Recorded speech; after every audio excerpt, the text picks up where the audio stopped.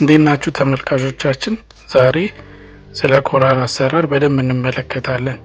የኮላር አሰራር ለሚከብዳችሁ፣ አሰፋፉ ለሚከብዳችሁ የቀረበ ቪዲዮ ነው። እስኪ በደንብ ተከታተሉት፣ ትምህርት ትቀስሙበታላችሁ። በጣም ቀላል ዘዴ ነው የምትጠቀመው። እሱን እዩትና ኮመንት ላይ ሀሳባችሁን ብታቀርቡልኝ ደስ ይለኛል።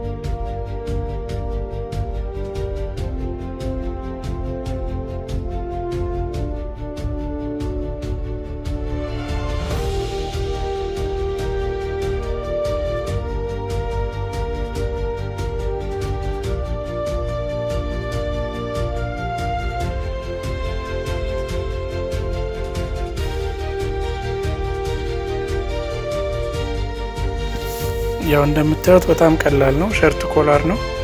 ዋን ፒስ ወር ቱ ፒስ የሚባለው የሸርት ኮላር አይነት ነው። ይሄ እንደምትወዱት ተስፋ አደርጋለሁ። በጣም ቀላል በሆነ መንገድ ነው የቀረበው። እስኪ ቪዲዮውን አይታችሁ እናንተም እንደመሰላችሁ ኮሜንት ላይ ብታሰፍሩልኝ ደስ ይለኛል። እስኪ ተከታተሉት። ይመቻችሁ።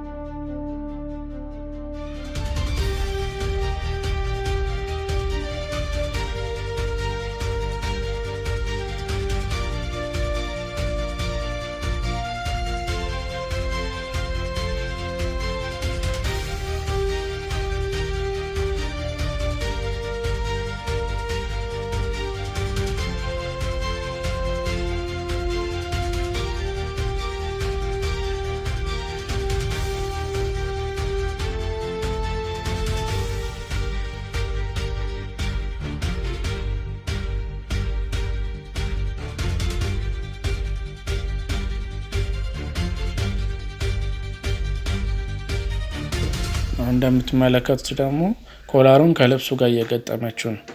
በዚህ ጊዜ ምን ጊዜም እኩል እንዲመጣልን ከልብሱ ጋር መጀመሪያ ልኬት አወሳሰዳችን እንዴት ነው የሚለውን መመልከት አለብን። ልኬት አወሳሰዳችን እኩል ከሆነ ከኮላሩ ጋርና ከልብሱ ጋር ኮላሩ ከልብሱ ጋር እኩል ከሆነልን ምን ጊዜም ቆንጆ የሆነ ኮላር ይወጣልናል። እኩል የሆነ ምንም ሳይዛነፍ ይወጣልናል። እንዳይዛነፍ ደግሞ ስንሰፋ ስፒል መጠቀማችን ይጠቅመናል።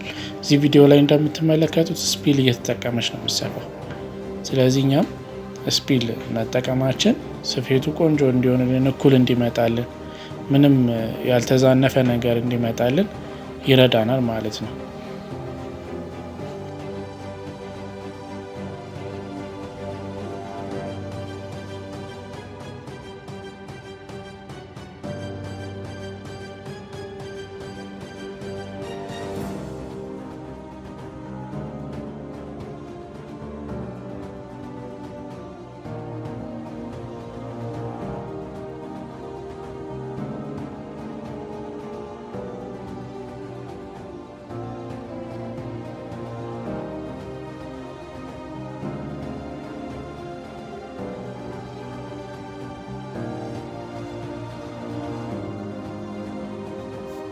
አሁን ደግሞ እየደረዘችው ትገኛለች ሸሚዙ። ምንጊዜም ሸሚዙን ኮለሩን ከጨረስን በኋላ ከያያዝን በኋላ ከላይ መደረዛችን በጣም አሪፍ ነው፣ ውበት ይሰጠዋል ለሸሚዙ። ዋናው ውበት ያለው ደርዙ ላይ ነው። ስለዚህ ደርዙ ተጠቅቀን ከሰፋን ልዩ የሆነ ቆንጆ የሆነ ኮላር ይወጣልናል ማለት ነው።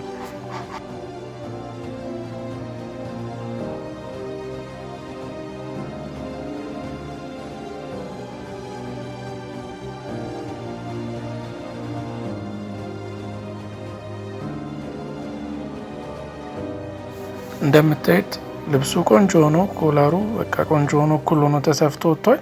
እንዲህ ቆንጆ እንዲሆን ያስቻለው መጀመሪያ ፓተርን አወጣጡ ላይ ነው። ፓተርን አወጣጥ ላይ ምንጊዜም ጎበዝ ከሆንን ወይ ልኬቱን ምናምን በትክክል ካወጣን ስፌታችንም ቆንጆ ይሆናል። ስለ ፓተርን አወጣጡ ደግሞ በቀጣይ ቪዲዮ ላይ በደንብ አሳያቸዋለሁ፣ እንመለከታለን። ስለ ፓተርን አወጣጥ ከወደዳችሁት ላይክ፣ ሼር አድርጉልኝ ቪዲዮ። ያውን የምትመለከቱት 10 የጂንስ አይነት ነው። ባለፈው ከ60 ውስጥ 10ሩን አይተናል። ይህ ደግሞ ሌላኛው 10ሩ የጂንስ አይነት ነው።